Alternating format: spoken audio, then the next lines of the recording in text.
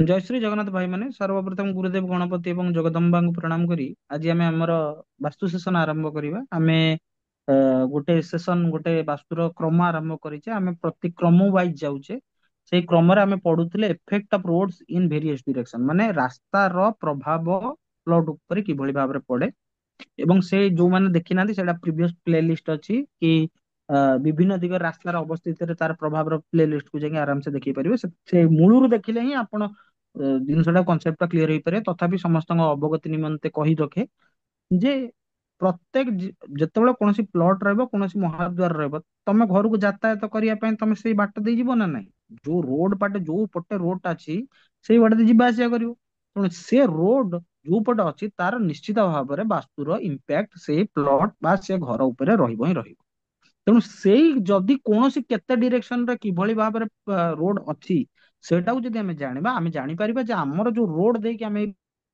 କରୁଛୁ ସେଇଟା ଆମର ବାସ୍ତୁ ଅନୁସାରେ ଆମ ପ୍ଲଟ ପାଇଁ ଆମର ଘର ପାଇଁ କି ଭଲ ଶୁଭ କିମ୍ବା ଅଶୁଭ ଯଦି ଶୁଭ ତାହେଲେ କିଭଳି କି ପରିମାଣ ଶୁଭ ଯଦି ଅଶୁଭ ଆମକୁ କିଭଳି ଭାବରେ ପ୍ରତିକାର କରିବାର ଅଛି ଏଇଟା କେବଳ ଗୋଟେ ସଫଳ ଜ୍ଞାନୀ ବାସ୍ତୁବିଦଙ୍କର ପରାମର୍ଶ କ୍ରମେ କରାଯାଇପାରେ ଆମେ ଗୋଟେ ପଢିବା ଉଦ୍ଦେଶ୍ୟରେ ଗୋଟେ ଛୋଟ ମୋଟ ଆମେ ଗୋଟେ ନଲେଜ ଦଉଛୁ ଆପଣ ଏଇ ଗୋଟାକ ହିଁ ଯେ କରେକ୍ଟ ଆପଣ ମାନେ ସେମିତି ଭାବିକି ଚାଲନ୍ତୁନି କାରଣ ଡିଗ୍ରୀର ପରିମାପ ବାହାର କରିବାଟା ମୁଁ ଏପର୍ଯ୍ୟନ୍ତ ପଢେଇ ନାହିଁ ସେ ଡିଗ୍ରୀର ପରିମାପ ବାହାର କରି ସାରିଲା ପରେ ତୁମେ ଜାଣିପାରିବ ଯେ ଆକ୍ଚୁଆଲି ତୁମର କୋଉ ଦିଗରେ ରୋଡ ଅଛି ଗୋଟେ ଲେମ୍ୟାନ ଲାଙ୍ଗୁଏଜ ରେ ଦେଖିବାକୁ ଗଲେ ସୂର୍ଯ୍ୟ ଯୋଉ ପଟେ ଉଦୟ ହୁଅନ୍ତି ସେଇଟା ପୂର୍ବ ଦିଗ ହେଇଗଲା ଯଦି ସେପଟେ ରୋଡ ଅଛି ସେଇଟା ଏବଂ ଯଦି ତାର ସୂର୍ଯ୍ୟ ଉପଟେ ଅସ୍ତ ଯାଆନ୍ତି ସେଇଟା ହେଲା ପଶ୍ଚିମ ଆଉ ତମେ ଯଦି ସୂର୍ଯ୍ୟକୁ ମୁହଁ କରି ଠିଆ ହେଇକି ଦି ହାତ ଦି ପଟକୁ ଏମିତି ଲମ୍ବେଇକି ଠିଆ ହବ ତାହେଲେ ବାଁ ପଟଟା ହେଲା ଉତ୍ତର ଦିଗ ଡାହାଣ ପଟଟା ହେଲା ଦକ୍ଷିଣ ଦିଗ ଏଇଟା ହେଲା ଗୋଟେ ନର୍ମାଲ କନସେପସନ ଲେମିଆନ ଲାଙ୍ଗୁଏଜରେ ତ ସେଇ କ୍ରମରେ ଆମେ ସାରି ଦେଇଥିଲେ ଯେ ଆମର ଚାରିଟା ପସିବିଲିଟି ହେଇପାରିବ କି ଗୋଟେ ପ୍ଲଟ ର ଗୋଟିଏ ପଟେ ରାସ୍ତା ଥିବ କିମ୍ବା ଦି ପଟ ରାସ୍ତା ଥିବ କିମ୍ବା ତିନି ଦିଗରେ ମାନେ ଗୋଟେ ଦିଗରେ ରାସ୍ତା ଥିବ ଦି ପଟ ଦିଗରେ ରାସ୍ତା ଥିବ ତିନି ପଟ ଦିଗ ରାସ୍ତା ଥିବ ଚାରିପଟ ଦିଗ ରାସ୍ତା ଥିବ ଏ ଏ କ୍ରମରୁ ଆମେ ଅଲରେଡି କମ୍ପ୍ଲିଟ କରିଦେଇଛେ ଯଦି ଗୋଟେ ପ୍ଲଟର ଚାରିପଟ ଦିଗରେ ରାସ୍ତା ଥିବ ତାପରେ କାଲି ବି ଆମେ କମ୍ପ୍ଲିଟ କରିଦେଇଛେ କଣ ନା ଯଦି ଗୋଟେ ପ୍ଲଟର ଗୋଟିଏ ଦିଗରେ ରାସ୍ତା ଥିବ ଆଜି ଆମେ ପଢିବା ଯଦି ଗୋଟେ ପ୍ଲଟର ଦି ପଟ ଦିଗରେ ରାସ୍ତା ଥିବ ତାହେଲେ ସେ କିଭଳି ଭାବରେ ଇମ୍ପାକ୍ଟ ପକେଇବ ଏବଂ କାଲି ବା ନେକ୍ସଟ ସେସନ ଆମେ ପଢିବା ଯଦି ଗୋଟେ ପ୍ଲଟର ତିନି ପଟ ଦିଗରେ ରାସ୍ତା ଥିବ ତାହେଲେ ସେ କିଭଳି ଭାବରେ ପ୍ଲଟ ଉପରେ ଇମ୍ପାକ୍ଟ ପକେଇବ ଏଇ ସବୁ ବିଷୟରେ ଆମେ ଡିସ୍କସନ କରିବା ତେବେ ଚାଲନ୍ତୁ ଆରମ୍ଭ କରିବା ଦୟାକରି ଜିନିଷଟା ଭଲସେ ବୁଝନ୍ତୁ ଘୋଷିବାକୁ ଚେଷ୍ଟା କରନ୍ତୁ ଘୋଷିଲେ କିଛି ମନେ ରହିବନି ସିଏ କିଛି ସମୟ ଗଲା ପରେ ଭୁଲି ହେଇଯିବ ଆପଣ ବୁଝନ୍ତୁ ଯାହା ଯଦି କିଛି ଡାଉଟ ହବ ଆପଣ ଆରାମସେ ପଚାରି ପାରିବେ କିଛି ନାହିଁ କିନ୍ତୁ ସର୍ବପ୍ରଥମେ ମୁଁ କହିଲା ଭିତରେ କିଛି କୁହନ୍ତୁନି ଆପଣ ସରିଗଲା ପରେ ସେସନ ମୁଁ ଆପଣଙ୍କୁ ନିଶ୍ଚିତ ଭାବରେ ସମୟ ଦେବି ଆପଣ ଦୟାକରି ମତେ ପଚାରିବେ ମୁଁ ସେଇଠି କ୍ଲିୟର କରିଦେବି ଆଚ୍ଛା ଆମର ହେଡିଙ୍ଗ ଥିଲା ବିଭିନ୍ନ ଦିଗରେ ମୁଁ ଅଲରେଡି ହେଡିଙ୍ଗ ବିଷୟରେ କ୍ଲିୟର କରିଦେଇଛି ବର୍ତ୍ତମାନ ଯଦି ଦି ପଟେ ରୋଡ ହବ ଗୋଟେ ଗୋଟେ ପ୍ଲଟ ର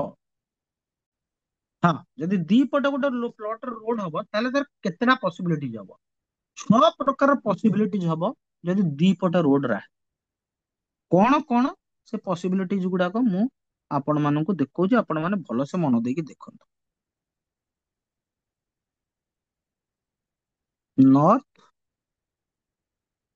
ମୁଁ କେବଳ ନର୍ଥ ଲେଖୁଛି ଆପଣ ମାନେ ବୁଝିଯିବେ ଯେ ନର୍ଥ ର ଠିକ ଏପଟଟା ହେଲା ସାଉଥ ଏପଟଟା ହେଲା ଇଷ୍ଟ ଏପଟଟା ହେଲା ୱେଷ୍ଟ ସବୁ ପାଇଁ ସବୁ ଡିରେକ୍ସନ ସେମ୍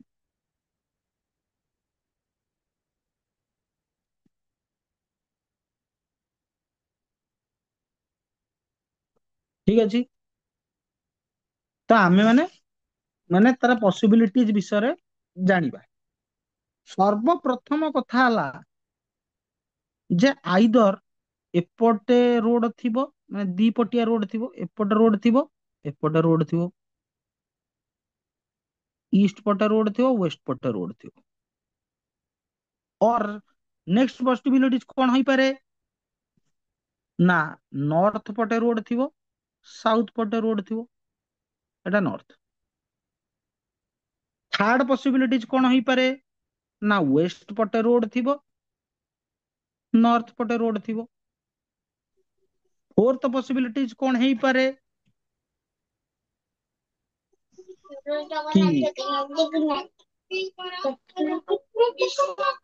ଟିକେ ଦୟାକରି ମ୍ୟୁଟ କରିଦେବେ ଟିକେ ଦୟାକରି ମ୍ୟୁଟ କରିଦେବେ ଆଜ୍ଞା ଯିଏ କହୁଛନ୍ତି ଟିକେ ଦୟାକରି ମ୍ୟୁଟ କରିଦେବେ ଠିକ ଅଛି ଗଲା ଗୋଟେ ଏଇ ତିନିଟା ଗଲା ଗୋଟେ ହେଲା ଆପଣଙ୍କର ୱେଷ୍ଟ ପଟେ ହେଇପାରେ ନର୍ଥ ପଟେ ହେଇପାରେ ଆଉ ଗୋଟେ କଣ ପସିବିଲିଟି ହବ ନା ୱେଷ୍ଟ ପଟେ ରୋଡ ଯାଇପାରେ ସାଉଥ ପଟେ ରୋଡ ଯାଇପାରେ ଠିକ ଅଛି। ଆଉ ଗୋଟେ ପସିବିଲିଟିज କଣ ହବ, ନା ଇଷ୍ଟ ପଟେ ରୋଡ ଯାଇପାରେ, ସାଉଥ ପଟେ ରୋଡ ଯାଇପାରେ। ଆଉ ଗୋଟେ ପସିବିଲିଟିଜ କଣ ହବ, ନା ଇଷ୍ଟ ପଟେ ଯାଇପାରେ ରୋଡ, ଆଉ ନର୍ଥ ପଟେ ଯାଇପାରେ ରୋଡ। ୟା ବ୍ୟତୀତ ଯଦି କୌଣସି ପ୍ଲଟ ର ଦି ପଟ ରାସ୍ତା ଥାଏ, ଅଲଗା କିଛି ପସିବିଲିଟିଜ ରହିବ ନାହିଁ। ୟା ବ୍ୟତୀତ ଯଦି କୌଣସି ଦି ପଟିଆ ରୋଡ ରେ ଆଉ କୌଣସି ପସିବିଲିଟିଜ ହେଇପାରିବ ନାହିଁ। ରାଜବାବୁ କଣ ଏଇଟା କ୍ଲିୟର ହେଲେ, ନା ଆଉ କିଛି ଡାଉଟ ଅଛି, ମତେ ଏତିକି ଖାଲି କୁହନ୍ତୁ। ଠିକ ଅଛି, ଠିକ। ଆଉ ହେଇପାରିବ କି?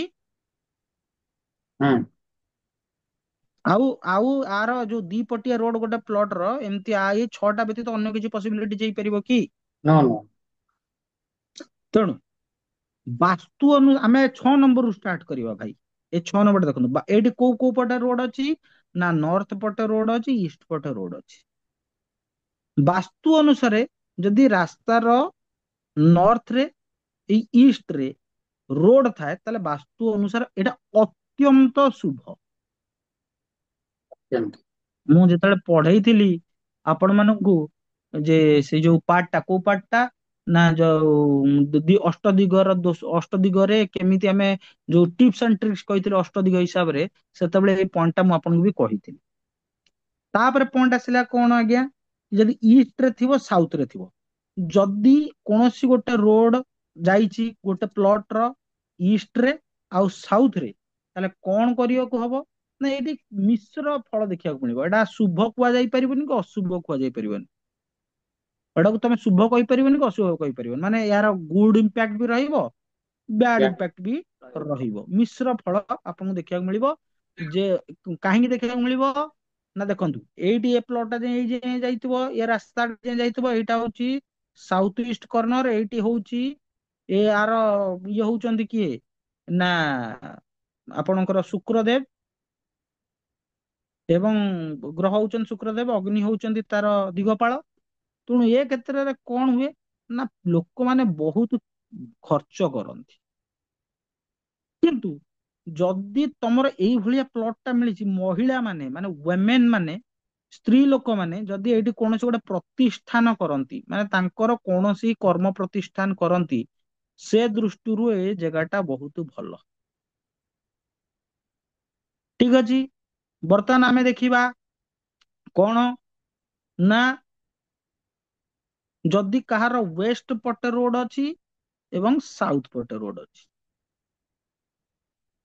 ଠିକ ଅଛି ନା, ଏଇଟା ବାସ୍ତୁ ଅନୁସାରେ ଏଇଟା ସେତେ ଜମାରୁ ଭଲ ନୁହେଁ, ଏତେ ଭଲ ନୁହଁ, କିନ୍ତୁ ଏଟା ସଫଳ ବାସ୍ତୁବିତକୁ ଡାକିକି ତାକୁ ପୁଣି କରିବାକୁ ପଡିବ। ମୁଁ ଖାଲି ଗୋଟେ ଓଭର ଭ୍ୟୁ ଦଉଛି।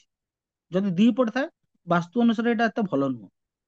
ମାନେ ଏଇଭଳିଆ ପ୍ଲଟ ରେ ଯୋଉ ରହୁଥିବ, ତାର ସମ୍ପତ୍ତି, କାରଣ ଏଇଠି ସାଉଥ ୱେଷ୍ଟ ଆସିଗଲା, ଆପଣ ମାନେ ନିଜେ ନିଜେ ଏଟାକୁ ବୁଝନ୍ତୁ। ସାଉଥ ୱେଷ୍ଟ ଆସିଗଲା, ରାହୁ ଦେବ ଆସିଗଲେ, ନିରୁତି ରାକ୍ଷସୁଣୀ ଆସିଗଲେ, ଠିକ ଅଛି ନା। ଇଏ କଣ କରିବେ, ନା ଏଇଭଳିଆ ପ୍ଲଟ ରେ ଯିଏ ରହୁଥିବ, ସେମାନଙ୍କର ଧନ ସଞ୍ଚୟ ହବାଟା ଭାରି କଷ୍ଟ ହବ। ଧନ ସମ୍ପତ୍ତି ବୃଦ୍ଧିରେ ବାଧା ସୃଷ୍ଟି ହବ, ଏବଂ ବିଶେଷ କରି ସନ୍ତାନ କଷ୍ଟ, ଏବଂ ମାନେ କିଛି କ୍ରୋନିକ ଡିଜିଜ ଥିବା ଭଳିଆ ଅବସ୍ଥା ହେଇଥିବ। ତାପରେ ଆମେ ଦେଖିବା 3 ନମ୍ବର। 3 ନମ୍ବରରେ କଣ ଅଛି ଭାଇ, ଏଇଟା ହେଲା ୱେଷ୍ଟ ଆଉ ସାଉଥ। ଏଇଟା ବର୍ତ୍ତମାନ ଦେଖିବା ନର୍ଥ ୱେଷ୍ଟ। ଯଦି ନର୍ଥ ରେ ଥାଏ ଆଉ ୱେଷ୍ଟ ରେ ଥାଏ, ଏ ବି ଏତେ ମାନେ not so good, not so good, ମିଶ୍ର ଫଳ, ନଟ୍ ସୋ ଗୁଡ। ଯଦି ଏଇଭଳିଆ କୋଉ ପ୍ଲଟ ରେ ଥାଏ ଏବଂ ତା ଦେହରେ ଟିକେ ବାସ୍ତୁ ଦୋଷ ଥାଏ, ତାହେଲେ ଏ ପ୍ଲଟ ରେ ସବୁ ସନ୍ତାନ ସନ୍ତତି ମାନେ ବହୁତ କଷ୍ଟ ଲାଭ କରନ୍ତି। ଏ ପ୍ରଥମ କଥା ତ ଏମିତିଆ, ଯଦି କୌଣସି ଜାଗାରେ ପ୍ଲଟ ଥାଏ, ତାହେଲେ ସେ ଘରେ ପ୍ରାୟତଃ ପୁତ୍ର ସନ୍ତାନ ହୁଏ ନାହିଁ। ଏବଂ ଯୋଉ ଝିଅ ମାନେ ବି ଜନ୍ମ ହୁଅନ୍ତି ସେଇ ଘରେ, ସେମାନଙ୍କ ଜୀବନ କଷ୍ଟମୟ ରହେ ବାସ୍ତୁ ଦୋଷ ଥିଲେ। ଏବେ ଆମେ ଦେଖିବା 2 ନମ୍ବରଟା। 2 ନମ୍ବରରେ କଣ ଅଛି, ନା ନର୍ଥ ରେ ରୋଡ ଅଛି, ସାଉଥ ରେ ରୋଡ ଅଛି।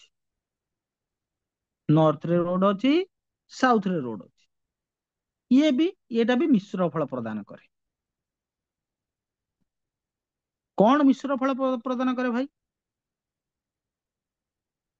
ନା ଯଦି ମାନେ ଏଥିରେ କଣ କି, ମାନେ ଗୋଟେ କଣ କି, ମୁଁ ଏଇଟାକୁ ଏଇଭଳିଆ, ଏଇଟି ଏ ବି ମିଶ୍ର ଫଳ ପ୍ରଦାନ କରେ।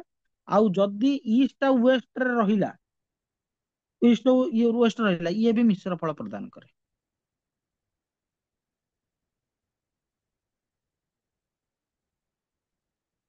ତେଣୁ ଆମେ ଜାଣିଲେ ଏଇଟା ଜମା ଭଲ ନୁହଁ, ଏଇଟା ଅତ୍ୟନ୍ତ ଶୁଭ, ଏଇଟା ନଟ୍ ସୋ ଗୁଡ, ଏଇଟା ମିଶ୍ର ଫଳ, ଏଇଟା ମିଶ୍ର ଫଳ, ଏଇଟା ମିଶ୍ର ଫଳ। କଣ ହବ କଣ ନହବ ସେଇଟା ମୁଁ ଆପଣ ମାନଙ୍କୁ ଅଲରେଡି ଯୋଉ ବେସିକ୍ସ ପଢେଇଛି, ସେ ବେସିକ୍ସ ରେ ଯାଇକି ଦିଗ ମାନଙ୍କର ଯଦି ଆପଣ ମାନଙ୍କର ଥାଏ ନଲେଜ, ସେଇ ଦିଗ ରିଲେଟେଡ କଣ ପ୍ରୋବ୍ଲେମ ହବ ଆପଣ ଦେଖିବେ। କିନ୍ତୁ ଏ ସବୁତିକ ପ୍ଲଟ ରେ ଭଲ ରେଜଲ୍ଟ ବି ପାଇ ହବ, କେବଳ ଏଇ ଗୋଟାକୁ ଛାଡିକି, କେବଳ ଏଇ ଗୋଟାକୁ ଛାଡିକି ଆଜ୍ଞା, କେବଳ ଏଇ ଗୋଟାକୁ ଛାଡି, କାରଣ ଏଠି ସାଉଥ ୱେଷ୍ଟ ଆସିଗଲା ନା, କେବଳ ଏଇ ଗୋଟାକୁ ଛାଡି। ଏଥିରେ ବି ପାଇହବ, କିନ୍ତୁ ଯଦି ଗୋଟେ ବାସ୍ତୁବିଦ ଯିଏ କି ନଲେଜେବୁଲ ଥିବ, ଯାହାକୁ ବାସ୍ତୁ ବିଷୟରେ ଆକ୍ଚୁଆଲ ନଲେଜ ଥିବ, ତାକୁ ଡକେଇକି ଯଦି ସେଇ ଭାଗ ମାପରେ ଝରକା, କବାଟ, ମେଜିଆ, ପାଚେରୀ, ଜଳ ନିଷ୍କାସନର ବ୍ୟବସ୍ଥା, ଆଉ ଗଛ ଲଗେଇବା, ଜାଗା ଛାଡିବା, କୋଉଠି ଜାଗା ମାଡିବା, ଏଇ ସବୁ ଜିନିଷ ପ୍ରତି ଧ୍ୟାନ ରଖାଯାଏ, ଏନି ପ୍ଲଟ, ଏନି ପ୍ଲଟ ରୁ ଆମେ ଗୁଡ ରେଜଲ୍ଟ ପାଇପାରିବା। କେବଳ ଏଇ ଯଦି ସାଉଥ ୱେଷ୍ଟ ଡିରେକ୍ସନ ଆସିଗଲା ତାହେଲେ ଭୁଲି ଯାଆନ୍ତୁ, ସେଇଠି ସେ ଜ୍ଞାନୀ ବାସ୍ତୁବିଦ କହିଦବ ମୁଁ ଆ ଦେହରେ କିଛି ଜାଣିନାହିଁ, ୟାର ରିମେଡି କାମ କରେନି, କାରଣ ସାଉଥ ୱେଷ୍ଟ ନର୍ଥ ଇଷ୍ଟ ଡିରେକ୍ସନ ରେ ଯଦି କିଛି ବାସ୍ତୁଜନିତ ପ୍ରୋବ୍ଲେମ ଥାଏ ତାହେଲେ ସେଠି ରିମେଡି କାମ କରେନି। ଠିକ ଅଛି ନା? କେବଳ ଏଇ ଗୋଟିଏ ଡିରେକ୍ସନ ର ଯଦି କୌଣସି ପ୍ରୋବ୍ଲେମ ଥାଏ, ବା ନର୍ଥ ଇଷ୍ଟ ରେ କୌଣସି ପ୍ରୋବ୍ଲେମ ଥାଏ, ଏଇ ଦିଟା ଡିରେକ୍ସନ କୁ ଯଦି କୌଣସି ନୂଆ ବନଉଛେ ନା, ତେଣୁ ଏଇ ଡିରେକ୍ସନ ଟାକୁ ଜଗି ଦେଇକି ଅନ୍ୟ ସବୁ ଡିରେକ୍ସନ ରେ ଯାହା ବି କିଛି ଦୋଷ ଥିବ ବା ଇଏ ଥିବ, ତାକୁ ଯଦି ଗୋଟେ ସଫଳ ବାସ୍ତୁ ଦେଖାଯାଏ, ତାର ଆମେ ଭରପୁର ଲାଭ ସେ ବାସ୍ତୁରୁ ପାଇପାରିବା। ଏଇଟା ହେଲା ମୋର ମତ। ତେବେ ଆଜିର ସେସନରେ ଆମର କମ୍ପ୍ଲିଟ କଣ ହେଲା ନା, ଆମର ସେସନ, ଆଜିର ସେସନ ଆମର ଏଇଠି ଗୋଟେ କମ୍ପ୍ଲିଟ ହେଲା ଯେ ଆମର ରାସ୍ତା ଯୋଉ ଇମ୍ପାକ୍ଟ କରେ, କିଭଳି ଭାବରେ ଇମ୍ପାକ୍ଟ କରେ ଯଦି ଦୁଇ ପଟ ଥାଏ, ତେବେ ଆଜିର ସେସନ ଆମେ ରାସ୍ତା ବିଷୟରେ, ତାର ଇମ୍ପାକ୍ଟ ବିଷୟରେ ଦେଖି ଜାଣିଲେ। ଯଦି ଦୁଇ ପଟେ ଗୋଟେ ପ୍ଲଟର ରାସ୍ତା ଥାଏ, ତ ନେକ୍ସଟ ସେସନ ଆମେ ଜାଣିବା ଯଦି ତିନି ପଟ ରାସ୍ତା ଥାଏ କଣ ହବ, ଆଉ ସେଇଟା ହବ ଆମର ଏଇ ସିରିଜ ପାଇଁ, ଇଫେକ୍ଟ ଅଫ ରୋଡ ପାଇଁ ଅନ୍ତିମ ଭିଡିଓ। ତେବେ ଆଜିର ସେସନ ପାଇଁ ଏତିକି। ସମସ୍ତଙ୍କୁ ଜୟ ଶ୍ରୀ ଜଗନ୍ନାଥ।